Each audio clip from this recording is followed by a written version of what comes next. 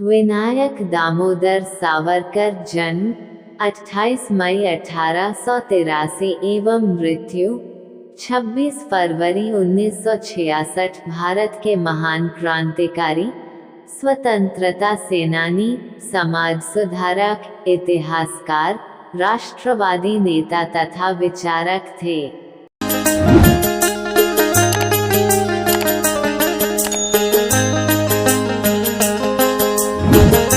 उन्हें प्रायः स्वातंत्र्य वीर और वीर सावरकर के नाम से संबोधित किया जाता है। हिंदू राष्ट्रवाद की राजनीतिक विचारधारा हिंदुत्व को विकसित करने का बहुत बड़ा श्रेय सावरकर को जाता है।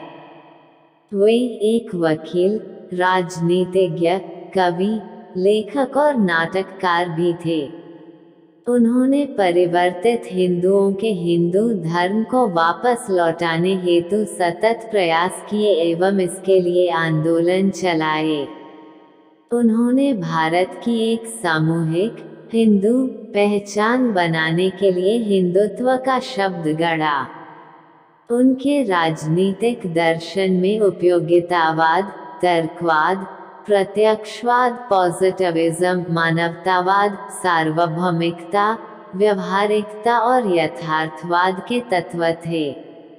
सावरकर एक कट्टर तर्कबुद्धिवादी व्यक्ति थे जो सभी धर्मों के रूढ़िवादी विश्वासों का विरोध करते थे। विनायक सावरकर का जन्म महाराष्ट्र उस समय बॉम्बे प्रेसिडेंसी में नासिक के निकट भागोर गांव में हुआ था। उनकी माताजी का नाम राधाबाई तथा पिताजी का नाम दामोदर पंत सावरकर था। इनके दो भाई गणेश बाबाराव व नारायण दामोदर सावरकर तथा एक बहन नैनाबाई थी। जब वे केवल 9 वर्ष के थे तभी हैजे की महामारी में उनकी माताजी का देहांत हो गया। इसके 7 वर्ष बाद सन 1899 में प्लेग की महामारी में उनके पिताजी भी स्वर्ग सिधारे। इसके बाद विनायक के बड़े भाई गणेश ने परिवार के पालन पोषण का कार्य संभाला। दैख और कठिनाई की इस घड़ी में गणेश के व्यक्तित्व का विनायक पर गहरा प्रभाव पड़ा। विनायक ने शिवाजी हाई स्कूल नासिक से 1901 में मैट्रिक की परीक्षा पास की। बचपन से ही वे पढ़ाकू तो थे ही अपितु उन दिनों उन्होंने कुछ कविताएं भी लिखी थीं। आर्थिक संकट के बावजूद बाबाराव ने विनायक की उच्च शिक्षा की इच्छा का समर्थन किया। इस अवधि में विनायक ने स्थानीय नवयुवकों को संगठित करके मित्र मेलों का आयोजन किया। शीघ्र ही इन नवयुवकों में राष्ट्रीयता की भावना के साथ क्रांति की ज्वाला जाग उठी। सन 1901 में रामचंद्र त्रयंबक चिपलूणकर की पुत्री यमुनाबाई के साथ उनका विवाह हुआ। उनके ससुर जी ने उनकी विश्वविद्यालय की शिक्षा का भार उठाया। 1902 में मैट्रिक की पढ़ाई पूरी करके उन्होंने पुणे के फर्ग्यूसन कॉलेज से बीए किया। इनके पुत्र विश्वास सावरकर एवं पुत्री प्रभात चिपलूणकर थी। 1904 में उन्होंने अभिनव भारत नामक एक क्रांतिकारी संगठन की स्थापना की। 1905 में बंगाल के विभाजन के बाद उन्होंने पुणे में विदेशी वस्त्रों की होली जलाई।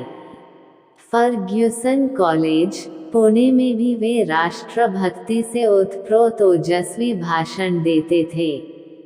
बाल गंगाधर तिलक के अनुमोदन पर 1906 में उन्हें श्यामजी कृष्ण वर्मा छात्रवृत्ति मिली। इंडियन सोशियोलॉजिस्ट और तलवार नामक पत्रिकाओं में उनके अनेक लेख प्रकाशित हुए, जो बाद में कलकत्ता के युगांतर पत्र में भी छपे। सावरकर रूसी क्रांतिकारियों से ज्यादा प्रभावित थे। 10 मई 1907 को इन्होंने इंडिया हाउस, लंदन में प्रथम भारतीय स्वतंत्रता संग्राम की स्वर्ण जयंती मनाई। इस अवसर पर विनायक सावरकर ने अपने ओजस्वी भाषण में परमाणु सहित 1857 के संग्राम को गदर नहीं अपितु भारत के स्वातंत्र्य का प्रथम संग्राम सिद्ध किया। जून 1908 में इनकी पुस्तक the Indian war of independence 1857 तैयार हो गई, परंतु इसके मुद्रण की समस्या आई।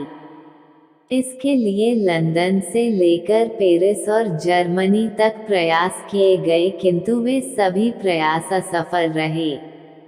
बाद में ये पुस्तक किसी प्रकार गुप्त रूप से हॉलैंड से प्रकाशित हुई और इसकी प्रतियां फ्रांस पहुंचाई गईं।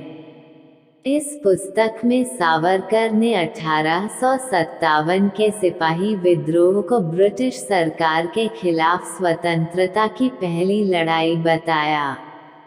मई 1909 में इन्होंने लंदन से बारेटला वकालत की परीक्षा उत्तीर्ण की, परंतु उन्हें वहां वकालत करने की अनुमति नहीं मिली। इस पुस्तक को सावरकर जी ने पीक वीक पेपर्स व स्काउट्स पेपर्स के नाम से भारत पहुंचाई थी। 24 दिसंबर 1910 को उन्हें आजीवन कारावास की सजा दी गई। इसके बाद 31 जनवरी 1911 को इन्हें दोबारा आजीवन कारावास दिया गया। नासिक जिले के कलेक्टर जैक्सन की हत्या के लिए नासिक षड्यंत्र कांड के अंतर्गत इन्हें 7 अप्रैल 1911 को काला पानी की सजा पर सेलुलर जेल भेजा गया। सावरकर 4 जुलाई 1911 से 21 मई 1921 तक पोर्ट ब्लेयर की जेल में रहे। 1920 में वल्लभ भाई पटेल और बाल गंगाधर तिलक के कहने पर ब्रिटिश कानून ना तोड़ने और विद्रोह ना करने की शर्त पर उनकी रिहाई हो गई।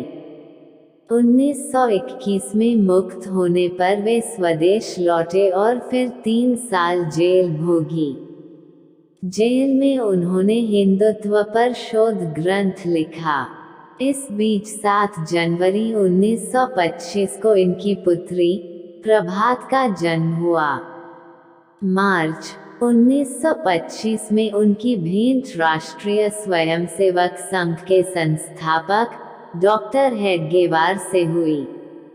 17 मार्च 1928 को इनके बेटे विश्वास का जन्म हुआ। फरवरी 1931 में इनके प्रयासों से बम्बई में पतित पावन मंदिर की स्थापना हुई, जो सभी हिंदुओं के लिए समान रूप से खुला था। 25 फरवरी 1931 को सावरकर ने बम्बई प्रेसिडेंसी में हुए अस्पृश्यता उन्मूलन सम्मेलन की अध्यक्षता की। 8 नवंबर 1963 को इनकी पत्नी यमुनाबाई चल बसी। सितंबर 1965 से उन्हें तेज ज्वर ने आ घेरा, जिसके बाद इनका स्वास्थ्य गिरने लगा। 1 फरवरी 1966 को उन्होंने मृत्यु पर्यंत उपवास करने का निर्णय लिया। 26 फरवरी 1966